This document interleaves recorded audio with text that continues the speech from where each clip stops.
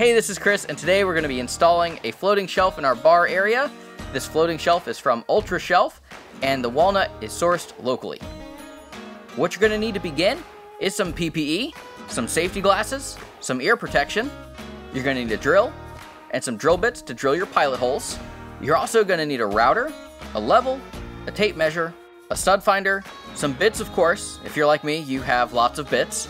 An auger bit to drill your holes, the drill jig, and the routing bit, and of course, the actual mounting hardware. Let's go ahead and start.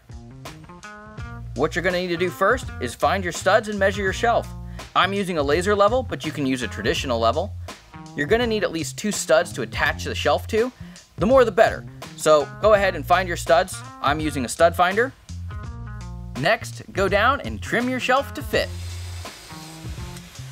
Then you measure your shelf and find the center line down the back of the spine.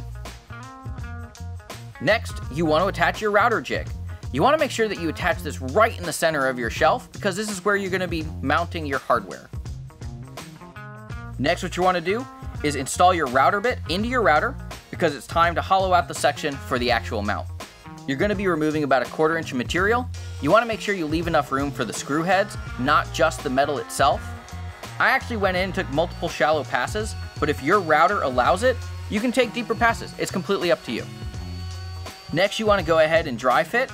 You want to make sure that you're leaving enough space for the screw heads. Make sure that you're not just going flush with the metal. Next, what you want to do is mark the spots for the drill jig. The router template actually has notches cut out of it, so it actually gives you the center point for where the holes are going to be, but you still want to line it up nice and correct and make sure you mark it. This is the backside, no one's going to see it but you. Go ahead and mark and drill some pilot holes and attach your drill jig to the actual shelf. Your next step is going to be to actually drill out the holes. Drill out the holes as deep as your bit will go. Keep in mind, if your shelf is shallow, you may need to mark the bit to keep it from going completely through your shelf. In my case, there's no way for the bit to go all the way through the shelf.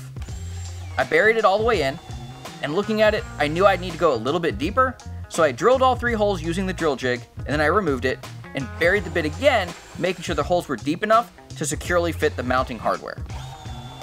After that, your shelf is ready to be finished. I chose not to finish my shelf beforehand because I knew I would be handling it roughly, so go ahead and sand and finish your shelf. While that's drying, go on up to where your shelf is going to be because it's time to install your hardware. Be sure to use your level to make sure your lines are perfectly lined up for this next step.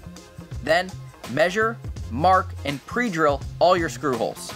Depending on the size of your shelf, you may need a friend's help for this next step, but securely attach the screws provided into the shelf and give it a good test to make sure everything's snug.